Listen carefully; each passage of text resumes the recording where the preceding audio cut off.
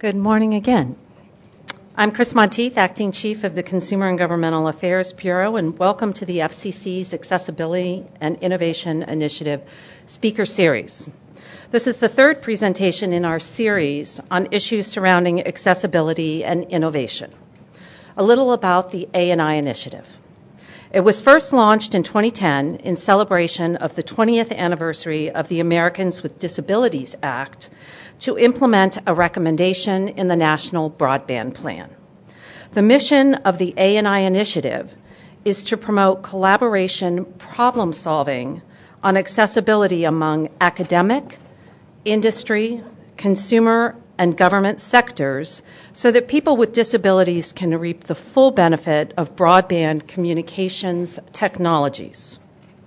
The A&I Initiative represents a non-regulatory approach to promoting accessibility, which complements the regulatory efforts of the Commission in this area. The Consumer and Governmental Affairs Bureau commenced this speaker series in an effort to highlight solutions to accessible technology problems. Today, we are fortunate to have a speaker with an impressive record as both a researcher and an entrepreneur, Dr. Juan Gilbert. Dr. Gilbert is the Presidential Endowed Professor and Chair of the Human-Centered Computing Division in the School of Computing at Clemson University, where he leads the HCC Lab. In just a moment, I'll turn the program over to Sherry Dawson, Deputy Chief of our Consumer Affairs and Outreach Division, who will introduce Dr. Gilbert in more detail. I'd like to thank Dr. Gilbert for sharing his time, energy, and enthusiasm on this topic with all of us. Let me encourage you to take advantage of today's entire program. Please feel free to ask questions during the audience Q&A, and we've had a really robust Q&A part of this program in the past speaker series, so I encourage you to take advantage. After Dr. Gilbert's presentation, we encourage remote participants to be involved as well, either by emailing with the AII speaker at fcc.gov address or tweeting with the AII speaker hashtag. Finally, please visit the exciting demonstration by Dr. Gilbert and his team starting at 11:30 in the Commission's Technology Experience Center. Sherry?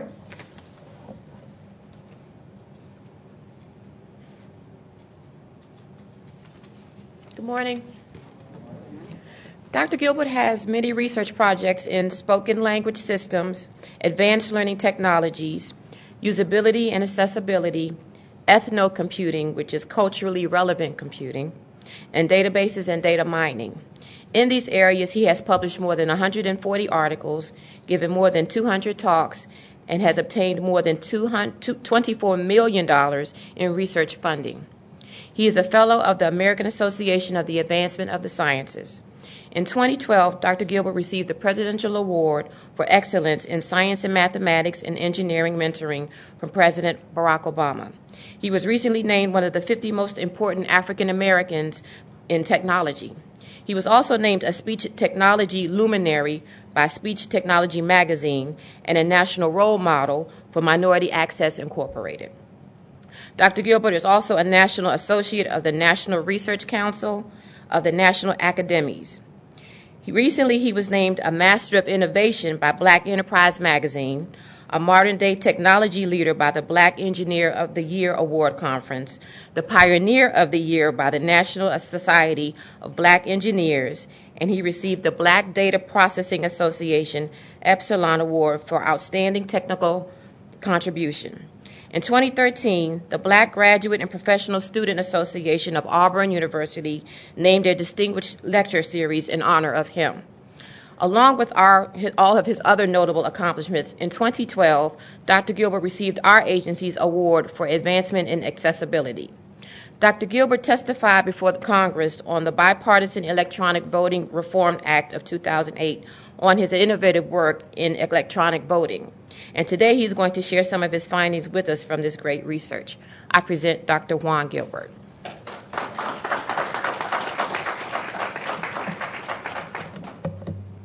Okay, thank you. All right, so today what I'm going to do, I'm going to talk about some exciting research that we've done in this area of voting and accessibility, security, and privacy. Essentially, this is a 10-year-old project. We started this in 2003. So this is a decade's worth of work. So it's quite a ride. So we'll go through it, and if you have questions along the way, you can ask me for points of clarification. For us, this began with the 2000 presidential election, in particular Florida. If you recall the recounts, there were accusations of voter intimidation, trust, all these things, but the primary culprit of this was this ballot, the butterfly ballot. And the issue with the butterfly ballot, it's a punch card ballot, and I'll blow it up so you can see a little better here. But the issue was that if you were trying to vote for Al Gore was listed second on the ballot on the left. However, Al Gore's punch hole was the third punch hole in the middle. So there are voters who thought the second punch hole was Al Gore, which actually belonged to Pat Buchanan. So there were people voting for Buchanan thinking they were voting for Al Gore. The way this worked was you had a pin which you punched through, and then you'd have the Chad, as you can see in the demonstration, fall below. But we started to hear about the, again, infamous hanging Chad, where the Chad didn't fall. So people would question, what was the intent? Did they intend to vote for that person or not? And why would anybody do that? And even worse, the pregnant Chad. Why would such a person do such a thing? Why would you do that? Well, the way this happened was that those Chads were falling into a tray. And if you don't empty the tray, the Chads stack up. So what happens when it fills up? You can't push through, and you get pregnant Chads. So essentially, when this happened, you get photos like this all over the newspaper with a guy doing his best to try and understand the count, and that's never a good sign. When you have pictures like this, this is not good. So essentially what we saw, the voters' intent was not accurately captured. It was lost. When they walked out, they didn't know if they voted for the right person. As a result of this, our country moved in another direction. We said, let's move to direct recording equipment, DREs. Computers, and these optical scan devices. Well, the DREs had issues too. People were hacking into them. There were lack of recount or audit capabilities in most cases because it stored the vote on the machine. And then there was even worse than that, ballot design issues, and we'll look at an example of that in a second.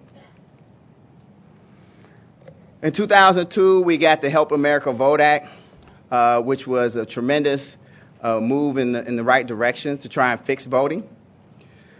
At the same time, we had these touch screens that had issues of vote flipping and calibration, and I'll speak to that a little later. So there were still issues even with the DREs. As an example, in 2006, in the midterm elections in Sarasota County, Florida, in this contest, they had 18,000 undervotes, meaning 15% of voters failed to vote for either candidate. Now, in other precincts, they had 2%. So what happened in Sarasota? So the Republican Buchanan won by 369 votes over Jennings. The number of undervotes far exceeded the margin of victory. So what people thought immediately, okay, here's a case of someone hacked the system and changed the outcome of the election, and we didn't know it. Well, they did research and had no evidence to support that claim, but they did look at the ballot. So here's a screenshot of the ballot. If you look at this ballot, what some of you probably missed it. I bet about 5 to 10% of you missed the problem. It's real apparent, but you missed it. This is what the paper ballot looked like, and they translated it to the screen. If you notice in this ballot, there's a horizontal line above state, and state is highlighted. So there were voters who saw the line in state but never saw the contest above the line. So they failed to vote for Buchanan or Jennings, a ballot design that actually changed the outcome of the election. We had issues with touchscreens where they had multiple contests on a screen. This was a problem because you had that vote flipping issue, and you had calibration of where people touch. So if you look at this screen as an example, an individual would try and vote for, say, Benjamin Franklin, and they would go to touch Benjamin Franklin's name and inadvertently touch the bottom of John Adams' button, and they thought their ballot was being flipped. That actually happened in West Virginia. So there were a lot of issues with the touchscreen, so naturally, what did we do? We went back to paper ballots and said, let's do optical scan. Well, there were issues with optical scan, too. Recognizing marks and subjectivity in recounts. Classic case, 2008, Minnesota. They had 2.4 million votes cast. The margin of victory was 312 votes. 239 days after the election, they spent $11 million to figure out the winner. So what was the issue? Let me show you some examples. I'm going to put up a couple of ballots, and I want you to take a look at these ballots. These are real ballots from that contest. So in this particular case, you look at this ballot and you say, well, who did they vote for? Most people say Norm Coleman. But with the optical scan, neither one. But humans would look at this and say Norm Coleman. Here's another one. Well, it looks like they kind of scribbled in Al Franklin's box, but the machine may or may not have picked that up. I have no idea how this was determined because they filled in the oval for Norm Coleman and wrote in Al Franken. So I suspect this one was probably thrown out. And then you always have the really confused person that filled in Norm Coleman, Al Franken, crossed out Norm Coleman, and then wrote, I really do want to vote for Coleman. So I don't know how this turned out. But these are real ballots, and clearly the machine's interpretation would be different than a human's interpretation. Another example, classic, 2010 Alaska Senate race. Lisa Murkowski was the Republican, but she was primaried by Joe Miller, so Joe Miller was on the ballot. So 98% of the write-ins went to Murkowski, we thought. So it looks like Murkowski had won, but Miller challenged on the voters' ability to actually spell Murkowski. And whenever you see this, you know we're in trouble. So we had people trying to count ballots, and here are some of the ballots. So Lisa Murkowski, they probably gave her this one. Markowski, Murkowski, something. There's another one that they didn't fill in the oval in this case. Lisa M. So who knows how that, and just Murkowski. Joe probably said, that could have been her father they wrote in. Throw it out. So then you have this one, quite not sure what that says, but I can kind of see the argument for Lisa. Then this one they wrote above and below the line. Below the line, Murkowski. And someone who really, really likes Lisa, Lisa the Bomb Murkowski. And there's always Mickey Mouse and the individual who just doesn't like any of this stuff. When are we going to take our country back, you know? So these are some examples of optical scan that had major implications. These were not highly covered in the press like the DRE issues, but they got a little coverage. So as a result of this, we move forward with Prime 3. Prime 3 is the premier third-generation voting technology. Third generation means first generation is paper, second generation is DRE, and third would be Prime 3, a universally designed voting machine. So Let me walk you through how Prime 3 works. The process begins with a blank sheet of paper. It's a blank ballot. It can have a watermark. It can have a watermark on it. It can have a specific stock. The actual election officials determine that. After the voter is verified and allowed to vote, they're taken to a voting station where Prime 3 is located.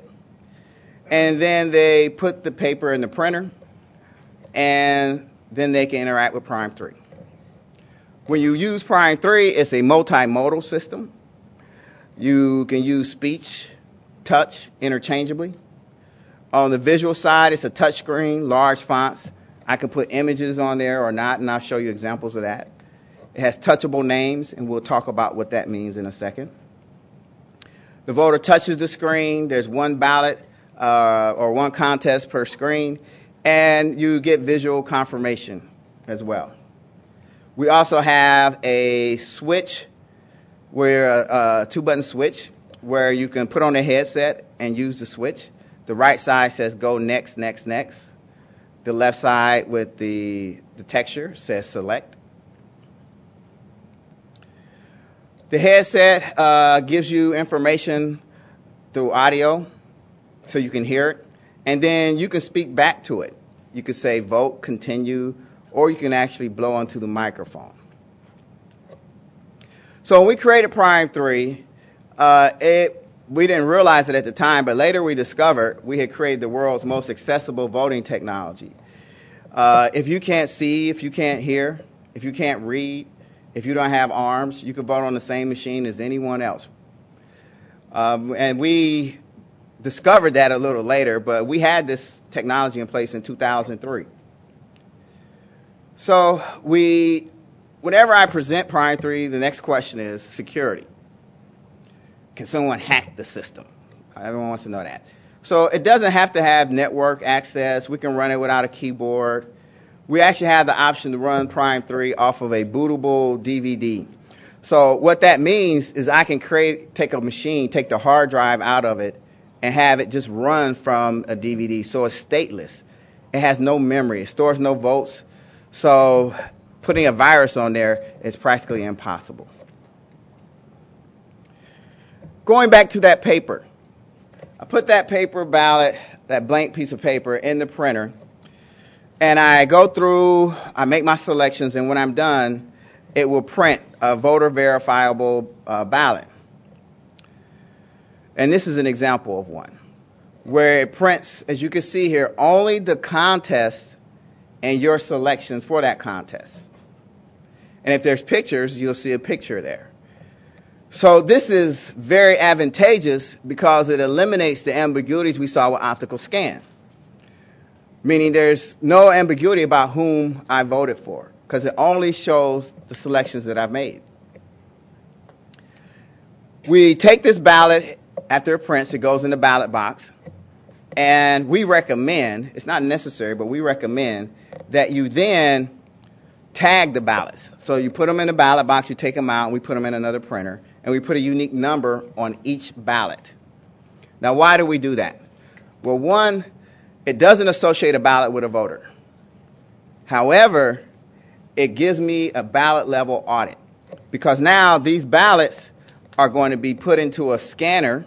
So the scanner will take a picture of each ballot. So I have an image of each ballot. And then we have software, optical character recognition software, that will read that image, transform it into a text version, and tally the results. So if I want to audit the election, I can actually go in and say, throw the ballots up in the air, pick 10, and I can go look at the physical ballot and match it to the virtual image of the ballot and the tally. Most people, when I tell them we're doing it this way, they'll say, well, I use optical character recognition, and I have it in Adobe or something, and it doesn't work that well.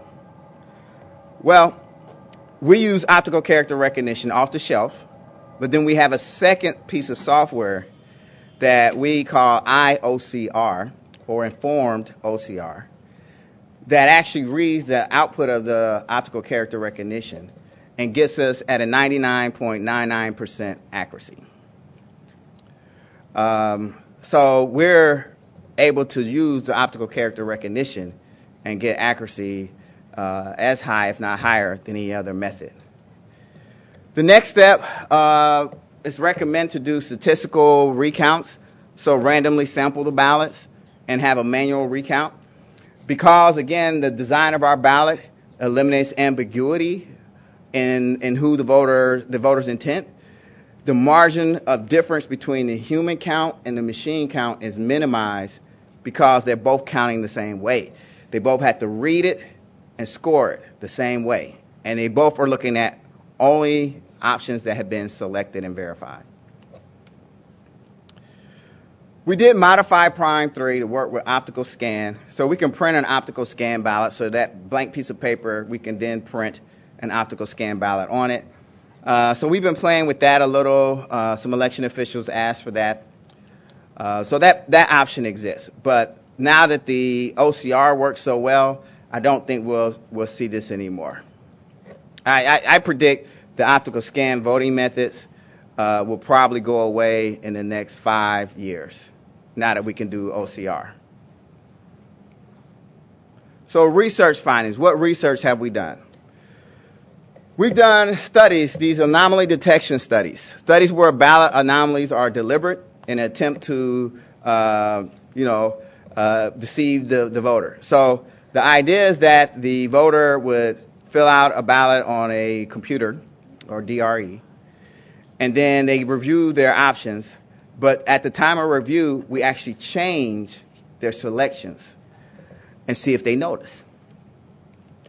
So there were 108 participants in a study. There were 1, 2, or 8 anomalies on a ballot with 22 contests. So we either changed 1 or 2 contests or 8. Now this is a replication of a study done at Rice University. And if we look at the results from the study and Rice, the results were terrible. If 8 anomalies, 39%. The group recognized the anomaly. If it's 2, 37. If it's 1, only 24%. That's more than enough to change the outcome of an election. Overall, people that did not notice, 45% did not notice at all.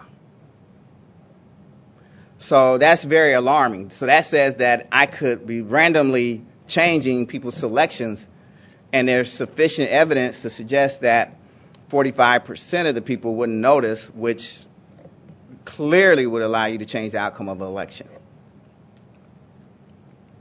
So there was also a study where 66% did not notice. So we ran this study with Prime 3. We had 110 participants. We did the same 1, 2, and 8, and our results were very different. If there were 8 anomalies, 100% of the participants noticed. 2, 95%, and 1 anomaly, 78%. 73% of our participants that notice would notice on the screen, 17% on paper. So you actually have 2 shots to notice, the screen and the paper. So those were tremendous findings in that study. We also did additional studies at Auburn University with 200 participants on campus. We did studies with the Osher Lifelong Learning Institute. We did an audit and recount study with Rice University. And we did multiple studies at the Alabama Institute for the Deaf and Blind. And we did a vote flipping study. Remember I told you how people were trying to touch, it was actually the McCain-Obama race, where McCain was obviously the Republican, and because the incumbent was Bush, Republicans got to be first on the ballot. So there were accusations of vote flipping. People would say, I was trying to vote for President, at that time, Barack Obama, and my vote flipped to McCain. And if you saw the video, they were touching the bottom of McCain's button in an attempt to touch Barack Obama's name. So we actually did a study that showed roughly 5 to 6% of the population, if you give them an option to touch a button with a name and a checkbox on it, 5 to 6% of the population will touch the name. So in Prime 3, we actually got rid of the checkbox and we centered the name on the button to eliminate the possibility of vote flipping. And we've never, to my knowledge, we've never had a single instance of a vote flip using Prime 3. And you'll see what it looks like in a second. We've actually done some elections. The National Society of Black Engineers is the world's largest student-run organization. Since 2008, they've used Prime 3 for their national elections. We did the National Council on Independent Living elections twice out here in D.C. We did a presidential mock election at Auburn University. And in 2012, in the presidential primary in May, the state of Oregon used Prime 3. And some of you are saying, well, Oregon's a mail-in state, right? Yes, they are. But the context in which they used Prime 3 was in rehab and centers and nursing homes, where they took the technology out and they let people vote, and it printed a ballot, which then was translated and sent in with the other ballots. So that was a big deal in May 2012. Another big deal was in 2012. We did an election with SABE, Self-Advocates Becoming Empowered. So organization of individuals that have cognitive disabilities or limitations. So we had over 220 people vote using Prime 3 in that election. So this was a very important election for us. Going in, we knew that there would be participants with different levels of reading literacy. But we didn't know who they were. So in this election, we actually put pictures on the ballot. At the end of the day, we could not identify anyone who had a reading deficiency at all. What we noticed was that we felt the participants were using the pictures and confirming with pictures. So we didn't have any evidence to support that. So the very next week, we went to Clemson Elementary School, and we did a study there, a mock election, with kids that we knew could not read. And they were able to vote. There's a funny story behind it because the kids voted. This was the Thursday before the last presidential election. And the kids voted for President Obama. So the parents protested and wanted a recount. Then Tuesday came, election day. Wednesday, they said Obama won, and they declined to do the recount. So apparently the kids picked the president. But it was fascinating to see people use it that we knew could not read. The pictures played a role in that. So I'm caught in this debate. So the one side from the accessibility community says we want pictures because it enables people to vote. Then there's another side of the debate that says if you put pictures on there, will bias play a role in voting? The answer is I don't know. And I don't know how to really create a study to identify that. I mean, no one wants to admit I'm biased. And so how do you get a person to somehow show their bias without admitting their bias? And they may not know they're biased. So it's a very difficult study challenge. So if you have ideas, email me, let me know. But that's the debate. Do we put pictures on ballots because there's evidence to show that it makes it more accessible, in particular with people who are cognitive disabilities or people at different reading literacy levels? Or is it the issue of bias? I don't have an answer to that, but I'm more than happy to explore that. So these are some of the elections we've done. There was an election in Arizona, a company called Everyone Counts. We work with them at Auburn University. They have an online voting solution that they've used with military and overseas voters. They had used a Sony Vaio and an HP OfficeJet printer in Arizona on November 5th. And that whole election, if you were to go look at it, was very Prime 3-like. So we were extremely excited to see this implementation. Our big thing that's coming up next is the state of Wisconsin has agreed to use Prime 3 on April 1st in 2 precincts, Newton and Kossuth. And Kossuth is spelled Kossuth. So we will have those two precincts using Prime 3 in that election. And they will actually do the entire election. Meaning, where's this coming? 3 of my team members, we're going to go, and we're tech support. So they are actually going to do the entire election with Prime 3, the OCR. So they're taking our software and off-the-shelf components. They rented all-in-one touchscreens and scanners and everything. They're going to do the whole election. So we're extremely excited about this. This will, in many ways, have potential impacts nationally. The state of Wisconsin is going to take the results of that election, write about it, and publish those results. This is, to my knowledge, this will be the first binding election that will have been done with off-the-shelf components on a scale like this, with open source software. So that's something to watch. Our work was funded initially by the National Science Foundation back in 2007. More recently, the U.S. Election Assistance Commission funded our work through their Accessible Voting Technology Initiative. We had a $4.5 million grant for 3 years that ends on June 30th. And we were charged with doing research to make voting more accessible for everyone. Here are some of the partners. NIST is a partner, the Association of Assistive Technology Act Programs, Tennessee Disability Coalition, the Election Center in Texas. So we have a very diverse group of partners that were studying different aspects of voting and accessibility. The universities, we were the lead at Clemson, Carnegie Mellon, and Rutgers. Rutgers did a very exciting study on the last election. They oversampled people with disabilities to get their voting experience, and they've been reporting on that. So what's next? What are we going to do next?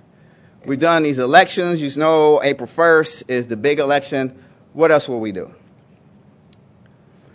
So we implemented this thing I call balloting. Going back to the last election when President Obama said those long lines, we're going to fix that.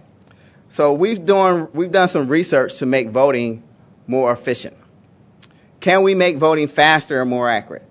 So what we propose is this approach called balloting, where you go online or on your laptop or whatever, you fill out a ballot, and when you say print my ballot, it generates a QR code like this. Now you can scan that QR code, and it's transparent, and it'll show you the ballot that was selected. So the idea is that you will be able to generate a QR code to represent your ballot, and then on election day, when I show up to vote, I walk up to a Prime 3 machine, I scan my QR code, and it brings up the review screen. So now I can change my selections, or I review them, and then I say print. This changes the paradigm of voting, because instead of me marking my ballot, reviewing it, casting, now I'm reviewing and casting. So we actually did a study with 3 conditions. We took the 2012 Broward County, Florida ballot, and we had the paper ballot. We took that paper ballot and put it in Prime 3, and then we tested with the balloting approach with a QR code. We collected the times it takes to vote in all 3 conditions. With that paper ballot, on average, it took 4.5 minutes per ballot to fill it out. On the voting machine, 3.8 minutes. Okay, so people were faster at touching the screen than marking the ballot. For those that brought the QR code to review and cast, average of 48 seconds. That would significantly reduce voting time. So let me give you a quick demonstration, and I'll talk through this. Let me see. Is the audio? I don't hear the audio. There it goes. Okay, here we go.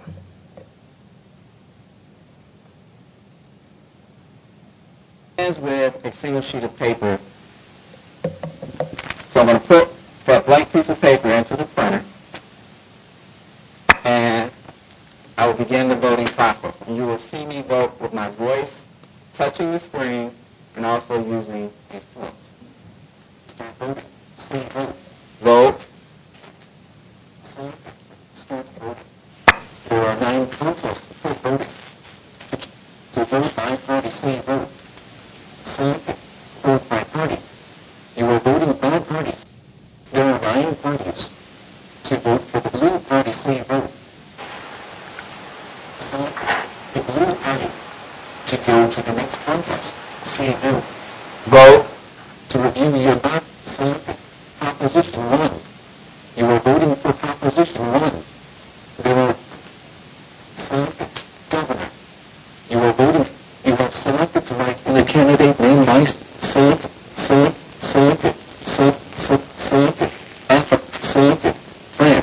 You have selected France J. You have selected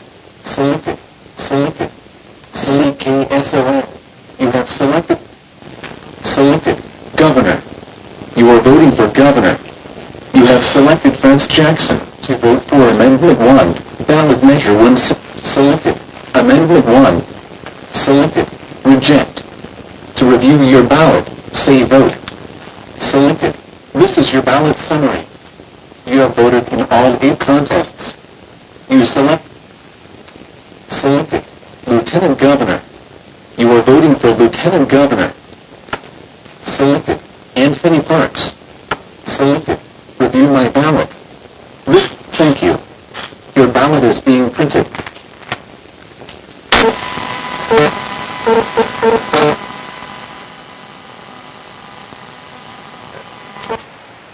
Here's my ballot. As you can see, it only contains the individuals and selections I made in the contest. So there's no ambiguity about whom I voted for. Now this ballot will go into the ballot box, where then it will be later scanned using optical character recognition and tallied.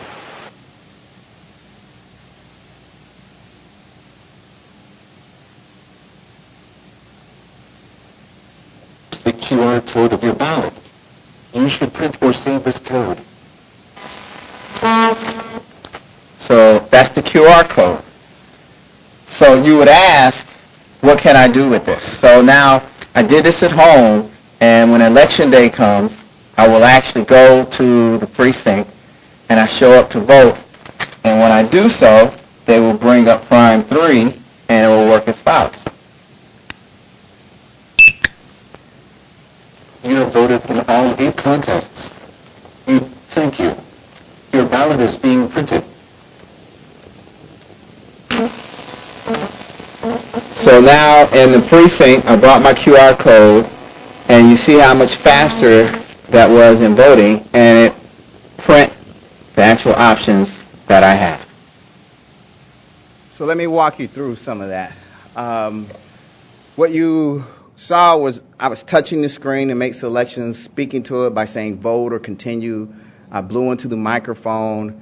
I was able to print out my ballot. You saw where I had the QR code. I scanned it, brought it to the review screen, and printed my ballot from there. So it gave me several options that I could engage with the system, and I didn't have to tell it how I was going to interact with it. I could do any of those. I actually used the switch as well. So the system is multimodal in the sense that I can choose how I want to engage with it, and the system doesn't know if I'm using it because I don't have arms or if I just can't read. It can't distinguish and classify me in any kind of way. So we built this technology, and was there a question? Yeah. Good morning. If there's an error, say you vote for Scott Brown and you meant to vote for Sally Smith, Yep.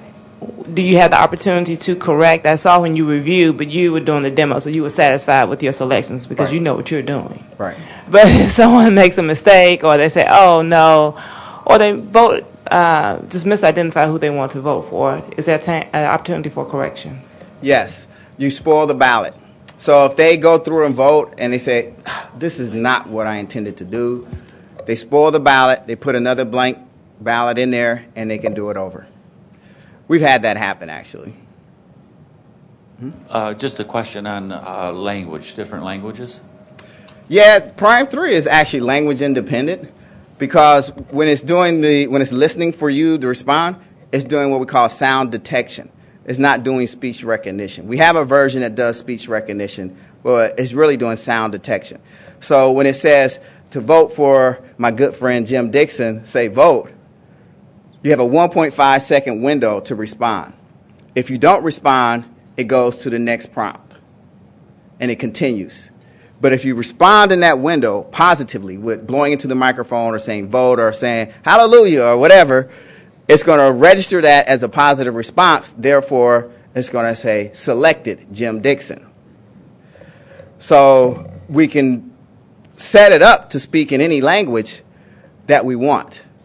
And that's just a matter of telling the text-to-speech engine to speak those words differently.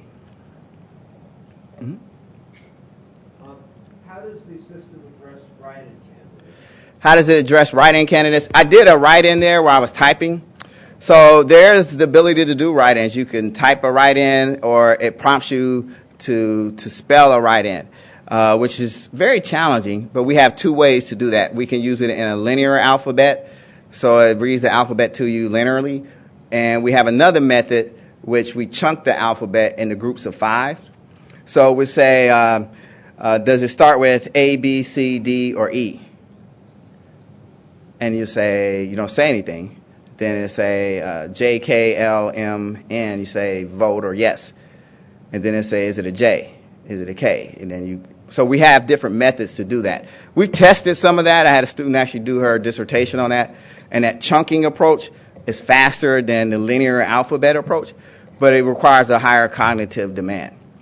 One of my colleagues that's on the grant, Ted Selker, he's done research to do this even faster in a linear way. So it reads the alphabet very fast, and then you stop it. So we have different ways to do it, but we can do write-ins. Yes, ma'am. I love that everybody's machine is the same. I mean, if you need an accessible machine, all the machines are theoretically accessible. But I noticed that there are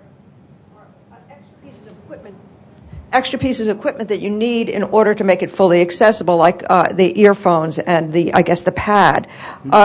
Would those be at every machine, or how does that work, and who puts the earphones on a person who needs assistance, and how does that all work? Okay, so that was a perfect lead-in. Thank you so much. So let me show you an example of that. So remember, I'm a professor at a university, and we did this as a research experiment to better voting.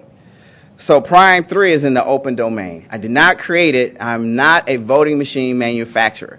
I am not selling Prime 3. It's in the open domain. It's been 10 years in the making, and it took about 8 years for the voting machine manufacturers to realize I'm not competition. So what does that mean? This is going to answer your question. So this is a new innovative voting technology created by ES&S. It's called the Express Vote. They call it their universal voting system. And if you look at this system, it has a touch screen with a keypad here for write-in. It prints a ballot on demand from a blank piece of paper, and it only shows the options that you selected. Does that look familiar? So to answer your question is that we bought off-the-shelf components, put them together. We didn't manufacture a machine to put it all in one containment. We did that purposely and deliberately because I didn't want my machine to look like somebody else's machine, and then that vendor says, your machine looks very much like theirs, not ours, so what does that mean? That was one motivation. So now all vendors are free to just leverage everything we've done and incorporate it into a machine of their liking. To answer your question about the headset, if someone needs assistance, they either bring someone to help them with it, or there's a poll worker that assists them. We have sanitary headset covers that we put on and take off and things like that. So when we do an election, it is it's intensive labor because we have all these different components. We have the printer separate from the touch screen, the switch is separate from that, and then the headset separate from that, and then the scanner is separate from that. So we do have a lot of components, but we did that deliberately. I didn't want to manufacture a machine. Yes. The question, can we get a microphone?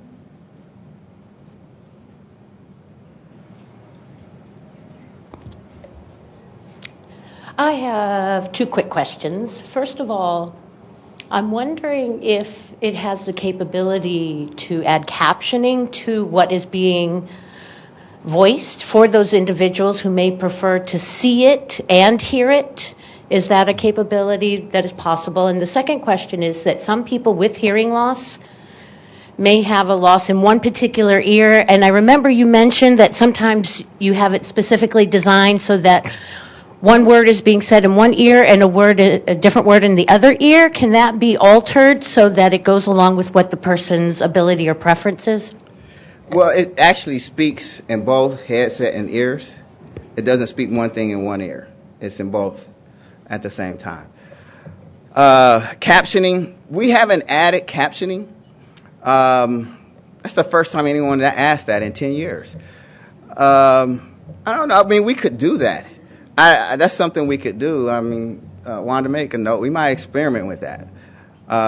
People who've used it, if they were hearing impaired, they wouldn't hear the sound. They never listened to it. Now, I have had people, when we did the Alabama Institute for Deaf and Blind, we did have individuals who had lost their hearing in one ear, and we had it on opposite sides, and they were able to use it. But captionings, I don't know. I'll talk to the team about that. We're always looking for something new to try. See, that's the other advantage that I have that manufacturers don't, is that I can play. And if it doesn't work, the worst thing that happens is I trained a new graduate student on some innovative technology, and we have some results. But there's no real revenue loss, per se. Yes? To another question before, I had a question about the physical accessibility of the device, which you said, observing from what you said, is also a manufacturing question. And related to that is the bun discrimination. I don't know if that's the manufacturer's choice or your choice in the system, but the way it is with the flat screen, granted, there are arguments for the flat screen, but there are counter-arguments as far as bun discrimination. And if the buns are actual 3D buttons, they're easier to discriminate. And being made very unlikely to speak of this screen. So the 3D button, in our interface, they're not 3D buttons. They're 2D, so it's a little flat. The flat screen, again, we run on anything. I can run it on your phone. We didn't pick a particular type of screen to use, and we did that deliberately. Again, so people, manufacturers, et cetera, could use what is the best available. The physical accessibility of it, again, our stuff we just assemble. It runs on multiple devices. What we've seen people do, like when we did the SABE election, we were using, at that time, Asus tablets. And they were actually picking them up and putting them in people's laps. Some people had it in their lap. The Express Vote that I just showed you from ES&S, it has an adjustable table it goes on. So from our perspective, our innovation is that we created a software solution to this problem that is secure and private, and I'll talk about that at the end. But it can be implemented in many manifestations to accommodate different people. And I don't want to be too specific about that because I don't want to limit what they actually build. Okay. My big concern is that for many people, flat screens are not the solution. Mm-hmm. They're, for many reasons, proposed to be the great solution, but many people cannot operate a flat screen. They cannot press individual buttons on a flat screen, so they require the actual physical buttons to press. And that's like the switch we have. We can integrate with a physical button box. That's a switch, those switches. So we have that capability. Okay.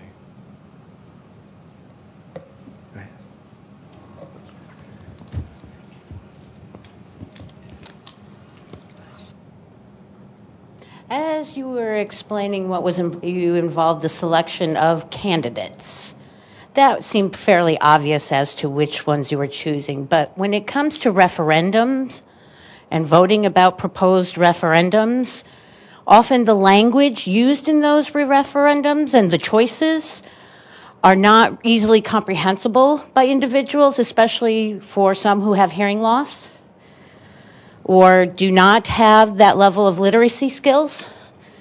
Have you addressed that part of it in terms of more fully written language?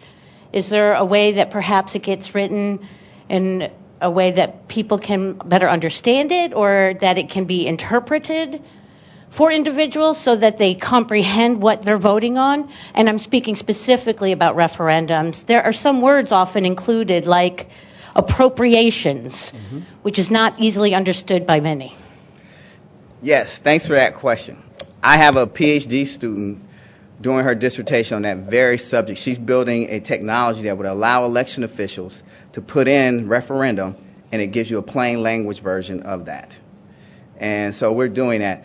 I was going to have that ready this summer, but she's having a baby in 2 weeks. So it may be the fall before we have that. But yes, we are aware of that. And there's a way that I can't tell you how it works, but essentially the idea is that you take a standard referendum amendment or something, and we have software that can read that, and a method by which it would allow an election official to change it and make it more plain language. So we are working on that. Oh, yes. I remember when electronic voting first came about, and then there was usually a printout of the ballot so that the individual could check to make sure that what they had thought they cast was correct. And there was an outcry by blind voters that although the machines were accessible, that means of checking their ballot was not accessible. Has there been any way to better ensure a blind voter that they've got they cast the right vote? Yes. So we are in March, probably April or May. We'll have a major announcement. We have a new innovation that does exactly that. So there has been a debate for many years. How do you make paper accessible? We've done that. So I can't tell you what it is. There's been a patent filed on the technology, actually, and we will have a big announcement in a couple months about how that works. But I assure you, we've addressed that, and we found a way to make paper accessible. And when I say accessible, it's a universal design, meaning everyone will use it the same way. It's not Braille, no.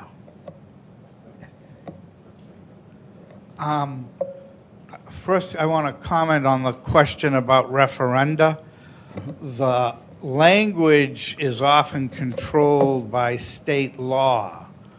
Oregon has developed an excellent system where they don't call it simplified language, but they have a process involving people who in some cases have been deaf to design the wording so it's comprehensible to the greatest number of people. My question is on the issue of people with limited hand capacities. Did I understand that the person can simply blow into the microphone and thereby make their selection hands-free? Yes, that is true. I have one question here. Jamal. The QR code approach to speed up balloting sounds promising. I'm curious what kind of reception that's got. I'm so glad you asked that. So I will actually repeat that question. The question is the QR code approach that we call balloting. It looks promising. So what kind of reception have we received for that? It has been tremendous, positive. Everyone that has seen it said, I think that will actually work. To the extent that, President Obama put together a commission on election administration. They released their report findings in January. If you get a hold of that report, you will see they reference this actual approach in the report as a good practice. This approach, the ES&S Express Vote, actually implements this technology as well. So I have no doubt that we will see this used in future elections. Election officials like it. Immediately what people tend to say, no one's asked this question, but I'll tell you what most people ask me. What about vote coercion? What if I start giving people QR codes? And I said that would be great.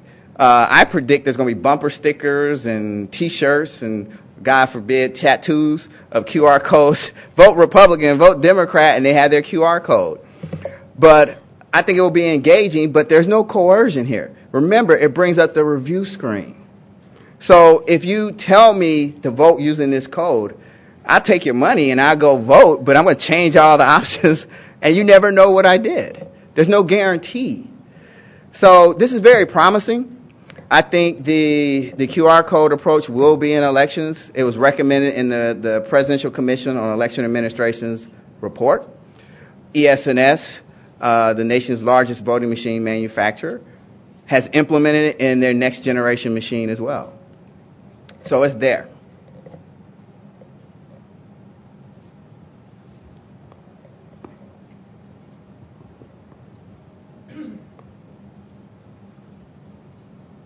Oh, me? Go ahead. I had a thought, and I imagine it would take a lot of education, because it would seem to me that some people would fill out the QR code at home, print the paper, and think they voted. So, I just imagine that there's a little bit of a learning curve for the whole population, so that people understand this is not a vote. This Right. is just a process. I agree. I agree with you, definitely. There will have to be some education on that. Yes, ma'am. So going back to the plain language patent pending idea, and it's for the election official to help them exercise the option to have the plain language. Right. Why?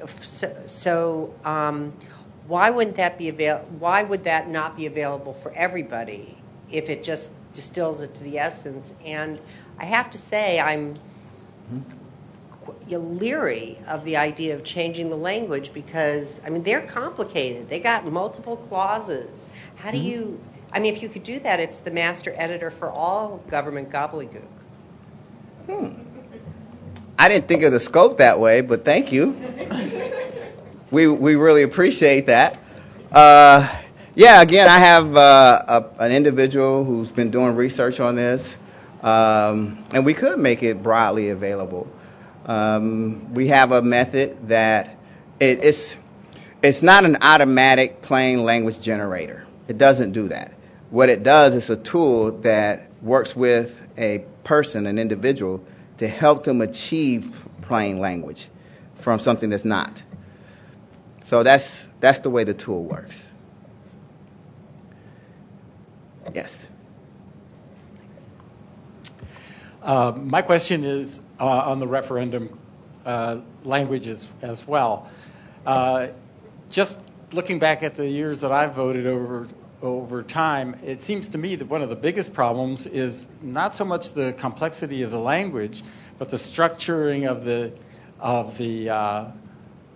referendum, or whatever you want to call it, so that a yes is really a no, or a no is really a yes, and manipulating that sort of an issue. It's a very simple kind of a correction that could be made, I think, and I'm not sure that any automated tool to read this is going to really allow the user, voter, to discern what really they should be doing to get what they want, as opposed to what the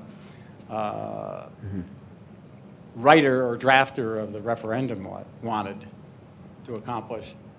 It's kind of manipulation by officials. Yeah, I really don't have a way to address that. Our goal is to get it into plain language. I understand exactly what you're describing. In my field, we call that a persuasive technique. And there's things you can do. But, I mean, persuasive techniques can be used in good context, too. But, yeah, you're right. I don't have an answer to address that. If I can tackle the plain language piece first, if we're successful there, then maybe we'll tackle that. I got a couple more slides. Let me get through these. We kind of talked about ES&S having a new machine that's similar to Prime 3. Full disclosure, that new machine Express Vote, we just finished on, yesterday, around the studies. They gave us 2 of their machines, and we did studies in South Carolina with them. And we have a report coming out about the usability and accessibility of those machines. We also took on voter ID. This is not part of the EAC grant, because they told us don't touch this, but I did it separately, and we wanted to see what would happen. So we created this technology that we were testing called video verification, and video verification, or what we call V squared. Imagine that you fill out your voter registration card, you send it in, and they tell you, okay, show up at this place to vote on election day. You show up. You walk up to the poll worker, and they try and take your name and verify you're registered, and you're not in this V-squared system. So then they ask you to say your name and address, and they shoot a video clip of you saying your name and address. So the next time you come vote, you don't bring anything with you, and they say, who are you? You say your name and address, and they match you to a video of you saying your name and address. We did a study on that to see what people thought about it, to see if it worked. And it was interesting what the findings we got. We had 68 participants, ages 18 to 85.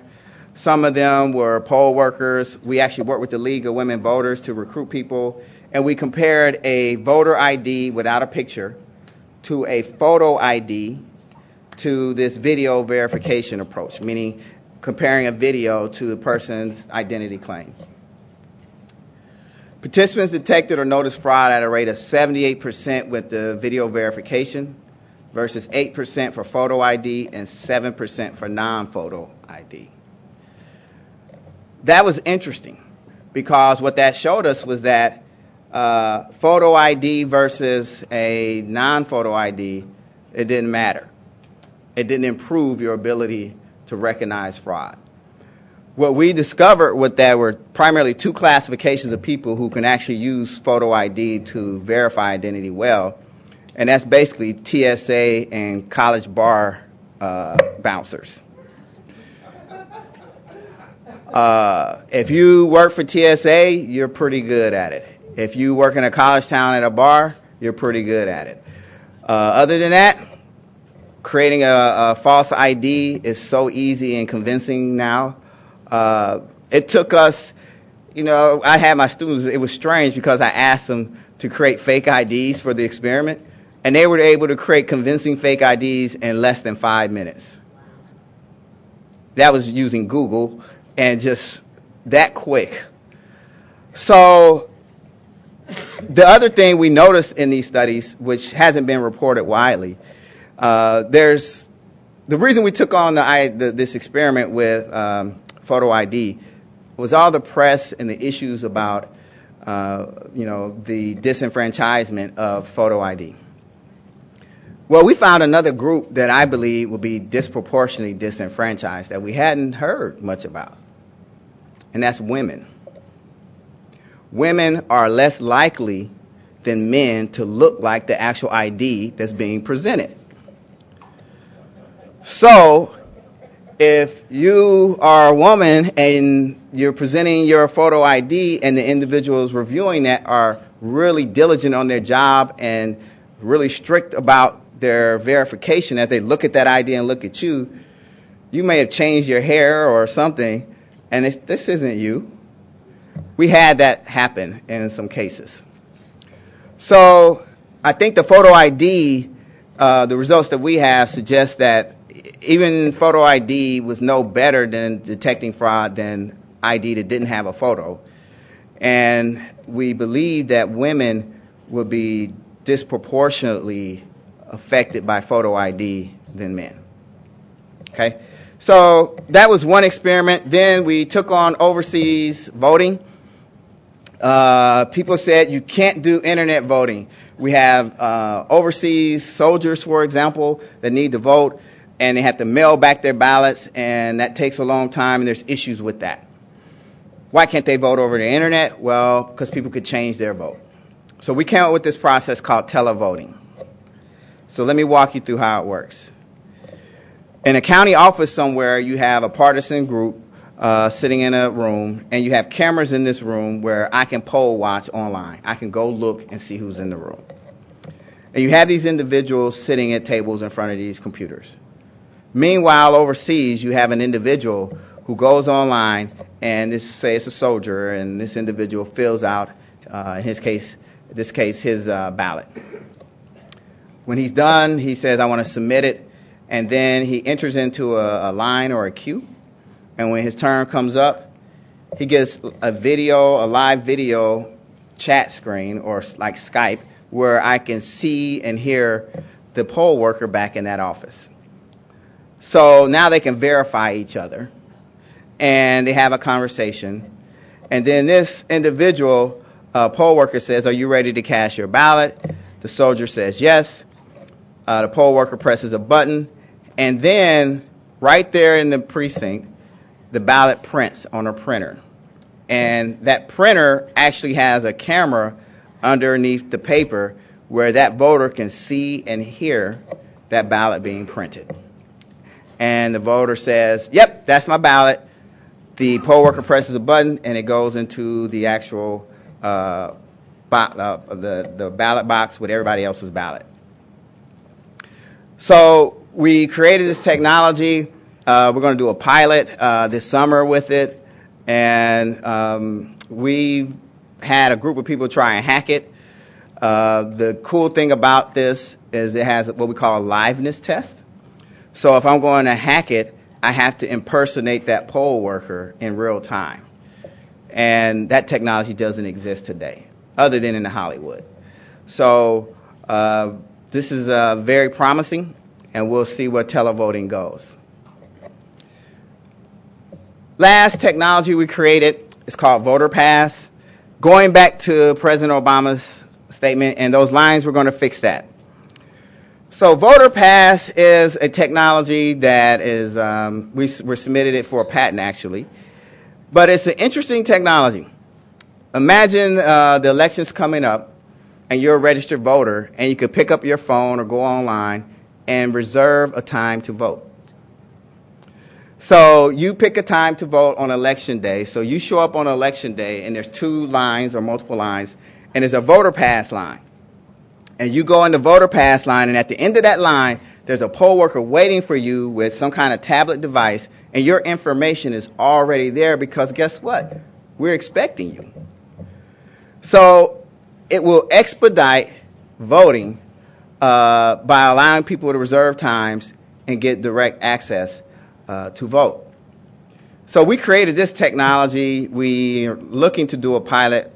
We were going to do a pilot in a place, and we had it all set up. We were ready to go, but the official got fired. Not because of us, for something else that he did. So we're going to try and do a pilot with Voter Pass, but we think this will enable you to streamline voting. And for those that don't participate, they can still vote. It doesn't disenfranchise you from voting. So let me wrap this up. Conclusions. What do we need in voting?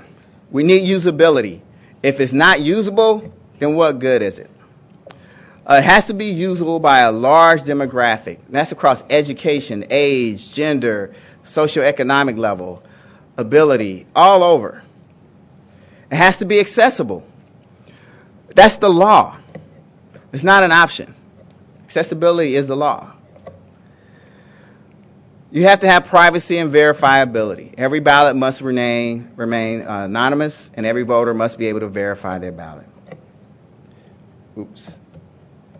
As a reminder. Okay. Security.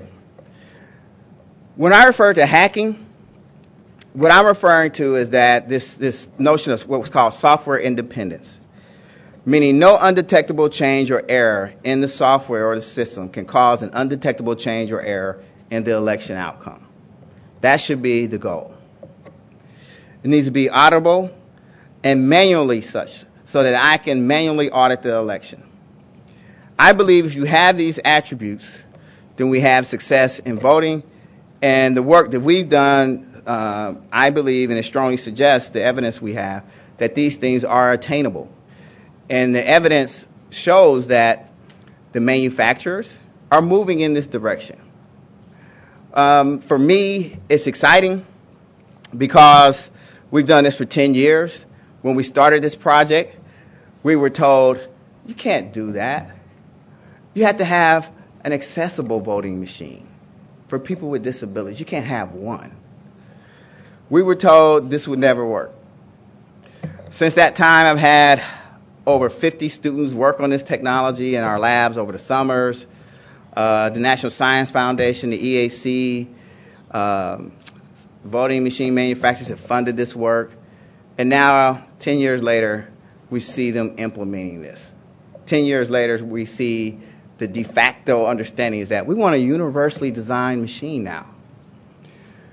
Imagine if you are an undergraduate somewhere and you visited our lab in the summer, and when you graduate from college, go to work or graduate school, and in the future you're going to go vote on a technology that you helped create. So from our perspective, we will have changed the way voting is done in this nation, and that's very exciting. So I'll stop there and take questions. Thank you. Dr. Gilbert, I have one question that came from one of our web viewers from Toronto. And they want to know, what is the process for someone to prove their eligibility to vote before they can use the QR code balloting system? And how do you prevent voting twice? And at what point are they marked off the voters list? That is outside of our realm. We let the election administrators deal with that. So they have a process by which they verify individuals for voting. I don't change that. I'm after they've been verified. The way we prohibit individuals from voting more than once, we put a single ballot, single piece of paper in the machine. It's only one. So when you vote, prints on it, that's it.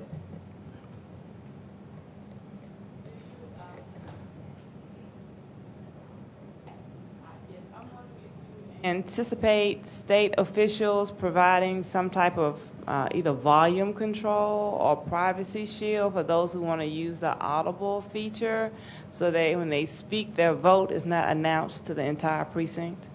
Remember, in Prime 3, it asks you to say vote or continue. So if someone's eavesdropping on me, they don't know how I'm voting. I never say vote for Barack Obama, although you probably could. We've actually seen that. People will come in and say Barack Obama, or they've actually said the name, but it doesn't ask you to say that. So we haven't had anyone want to put up some kind of shield for that, but they use privacy shields so people can't see the screen. But eavesdropping does you no good. We actually did an experiment to see if someone could predict who you voted for by eavesdropping, by trying to time when you said certain things. It's not possible. So, yeah, we should be good on that. I have one up here.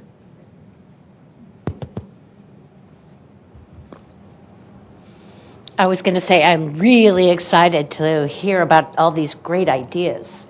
I'm wondering if there is a plan or if you've already reached out to the national organizations for the different individuals with disabilities. For example, the National Association of the Deaf or the American Federation of the Blind, ACB, because I think they probably would have some input into these features, I'm sure. Yes. When we got the grant from the EAC, and full disclosure, my colleague Jim Dixon is in the audience in the back. He's part of our team, and Jim served that purpose. He connected us with the various organizations. And so, yes, they've all, we were at the American Federation of the Blind, we did NICL, we've been all over the place, and we've gotten input from those constituents on our designs. I mean, over the 10 years, we've had just the only individuals that have not been able to use Priority 3 are deaf-blind. That's because we have not integrated with refreshable Braille yet. But we know how to do that. The grant's coming to an end, so I don't have the funds to do that part yet. But we have yet to find anyone else that could not use this technology in a private way. Jamal has a question.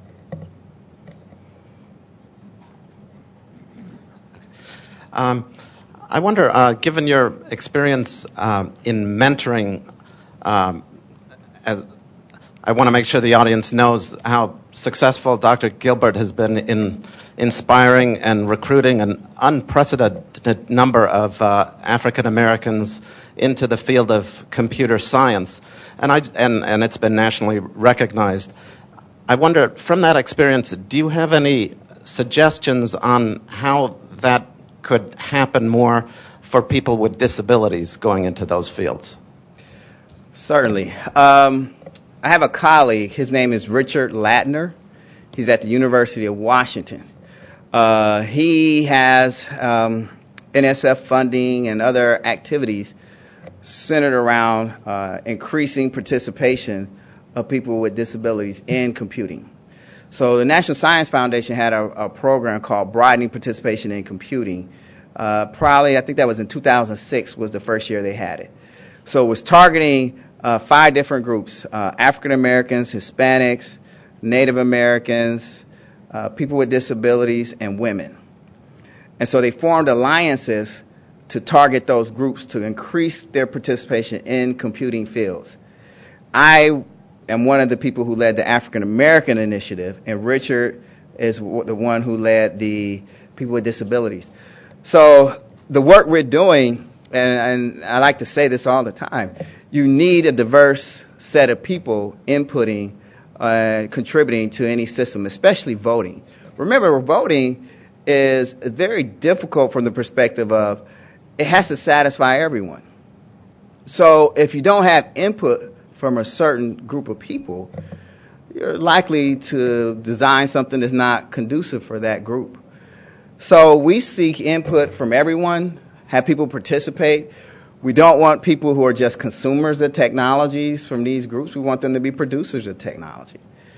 So we're broadening our scope, and it makes a difference. So yes, I support that. And again, Richard is a dear colleague. We share students. We work together. And on my team, the interesting thing about Prime 3, I'll tell you this story about design, which is very fascinating. When we first created Prime 3, we went to the Alabama Institute for the Deaf and Blind. It was our first test. And we got there that day, and we let a group of blind students use it, and they didn't like it. So my team went back to the lab. We were frustrated. We could not understand why they couldn't use it. So it turned out that what was happening, my team, when we were testing Prime 3, we put a headset on with the mic, and we look at it and respond to it. So I made them turn around where they couldn't see the screen, and then the light bulb came on. Until they had to be put in a place where they couldn't use their sight, they couldn't design it appropriately. Now, if I had a blind person on my team, we would have avoided that from the beginning.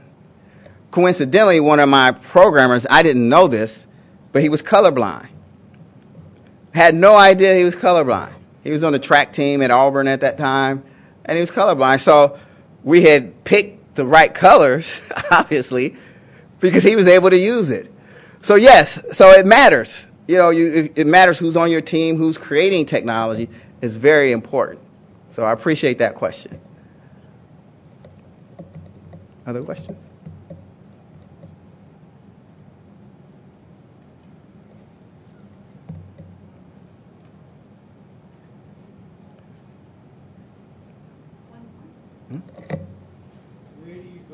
Where do you go from here? Your EAC funding is running out, right? Yes. So what's next? We will probably write an NSF grant to extend our work. I am hopeful that the EAC will extend the work. The vendors would like to see it extended. So what do we need to have done? We need more pilots, meaning taking the technology and testing it. The vendors, again, it took a while for the vendors to warm up to us. They didn't know who we were. They never seen anything like this. They said, is this competition? When they figured out we're not vendors and we're not competition, they started supporting us. Essentially, we became almost a de facto research arm for vendors. I can take risks that they never could. I can do experiments and determine whether it's effective or not, and then they can implement those. So the vendors are supportive, and I guess the question would be, where do we go next? We're going to ask NSF to support some more. If the EAC is, I think they're getting commissioners now, and hopefully there'll be more appropriations to take the research that we've done, and the next level is more of an implement and investigate phase. In other words, transferring the technology into practice with vendors. I think that's something we really need to do. And I had mentioned that we don't have the refreshable braille yet. That's not an easy endeavor to implement, but we know how to do it. So those will be things I think will be in the future, and hopefully we'll be able to find support to do those. We did it for 10 years with support on and off. I feel pretty good we'll find a way to do it. Yes. I have a question about whether you're hearing much about use of biometrics as a way of authenticating users. Yes, biometrics. The use of biometrics. So in case people aren't familiar with that, biometrics is taking like your fingerprint, your iris, and things like that to verify your identity. Biometrics in voting I'm kind of torn on it. It has some good features and verifiability, but there's also a risk. So what happens if we use iris and somehow that database is compromised? Now I have your iris and I know it's you. So it's not easy for you to go change your iris. I mean, if it's a password, I just change my password. But it's my iris. So what am I going to do if someone compromises that identity? That's a problem. That's why we did the video verification test the way we did, was because biometrics, if it is actually compromised, it's hard to change it, to refute that. There are some methods out there, but it's not as easy. The video verification that we did, the feature that it had that we liked, it was impossible for dead people to vote. You can't be dead and vote with that approach. So that was one of the features we liked. And if you change your identity, you just record you the next time, and you're still that person. So it will prohibit anyone from voting more than once. Now we do use a biometric feature with the video verification on the back end. So the idea, I didn't mention this, but you brought up biometrics, so I'll tell you the idea. The idea is that you'd have this database of these short videos of individuals that are registered to vote. So on election day, you would be able to verify everyone that voted. Now, let's say I decided to vote, and I voted in Arlington, then I went down the road to Blacksburg and voted. Because I had to use the video verification, if I did something, I cheated, I have a video confession of me saying I'm someone who I'm not, number one. And number two, in the background, I could use a biometric feature to compare all the videos that were registered that day to see if the same person showed up in more than one place. So imagine that. I'm going to show up in more than one place, then I'm going to deny and say, no, I didn't do it. And I have a video of me confessing that I said I was Jim Dixon, and I'm trying to deny that. So those were the nice features about it. The negative side is time consuming. It does increase time. That was a negative feature. But people have asked me about that biometric. It has some good properties, but that one property of it being like iris or even DNA came up. If someone can get a hold to that, and we've seen that with some recent incidents like credit cards and things. Imagine if your iris was compromised, and then you can't change it. So I can change my credit card number, but I can't change my iris. I have one here.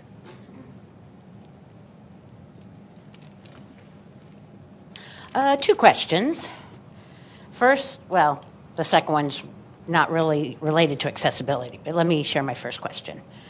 Is there any policy yet in place in regards to the use of interpreters during the voting process? And the reason I ask is because I think for individuals who are deafblind and do not use Braille, they use what is called tactile interpreting on the hands. Mm-hmm. So has that issue been addressed? And secondly, in terms of the districts, they vary so much in their voting times and the lines. You have precincts where there are lines, but other precincts there aren't any lines. Right. I have been where there's been no lines. So that was just a point I wanted to throw out there. Yeah. Well, I'll take the latter one first. That's why we did Voter Pass and the QR code stuff, is to try and offset that. Now, I will say, since you asked, I'll tell you, as you guys ask questions, I'll go in detail on stuff. I didn't share everything with you about how all this stuff works. But Voter Pass, in order for it to work effectively, the election official will work with us and tell us, here's the voting population that could vote. So we have a size. Then they tell us how many machines they have, and they tell us the hours of operation.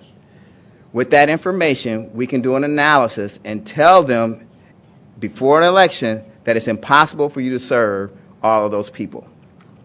We can tell them how many they can serve. Now, some people don't want to hear that and know that for different reasons, but we would have that information. On the first question for deafblind, I'm actually going to punt to Jim Dixon and let him answer that. But from my experience, we actually have seen that in places where the tactile, so I don't know what the rules are, but we've seen it. Jim, you probably would know better than me. There he is, right there. Oh, sorry. Right. There is a policy in place. It's Section 2 of the Voting Rights Act allows an individual voter to get assistance from a person of that voter's choice. That assisting individual can go into the polling place, go to the voting station. The only limitations on who that person is that's providing assistance is it cannot be the voter's employer, or if the voter is a member of a union, it cannot be an officer of the union the voter belongs to. So it's Section 2 of the Voting Rights Act. See, that's why he's on my team. Other questions? Yes. Election Assistance Commission issues the voluntary voting system guidelines. Have you developed a fix-it list that they could use in their update? Okay, so let me think about how I want to answer that question. The VVSG, when we designed Prime 3, we actually did it purposely independent of the VVSG. We wanted to see if we would design something that adhered to the VVSG, independent of knowing the standards. And we did that as an experiment to see if the two would match.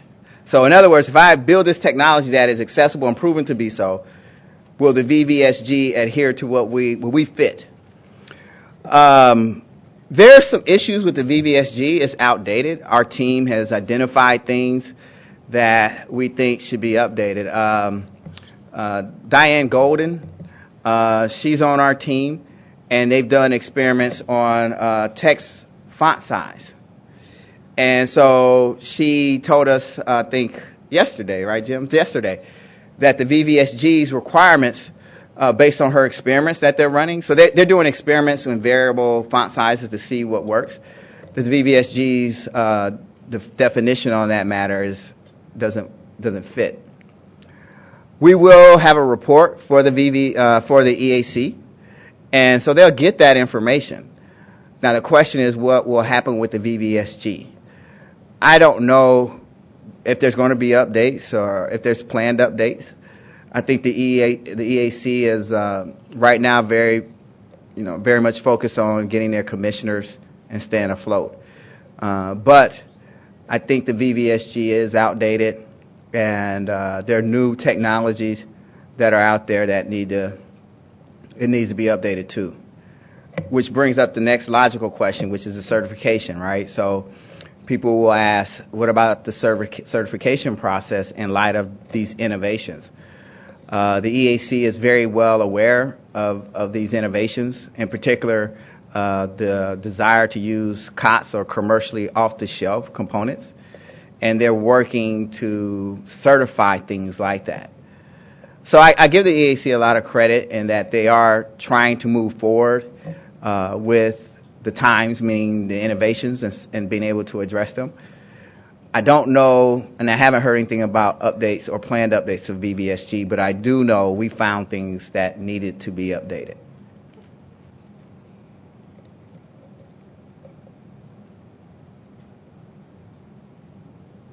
All right. Okay. Well, thank you.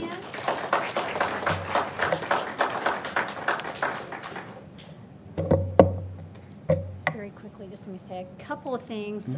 First of all, thank you very much for coming, and thank you for your vision and your team's vision, because it makes a difference every day. So thank you so much for that. I also want to thank you for coming. We appreciate you guys coming and being in the commission meeting room with us today, and we also appreciate all those who watch via the web. I know we had a pretty large audience there, so we're grateful for that. An international audience, since we had the question from Canada, so that's exciting. I also want to thank everybody in CAOD who helped with today's event, especially the Accessibility and Innovation Initiative, the staff who works there. And next, I want to encourage all of you to come to the Technology Experience Center between 11:30 and 1:30 to watch Dr. Gilbert and his team give a showing of their technology, so you can really see how it works. I think it's very exciting, so please take that opportunity while you have it. Thank you again for being here, and thank you again for being here. Thanks.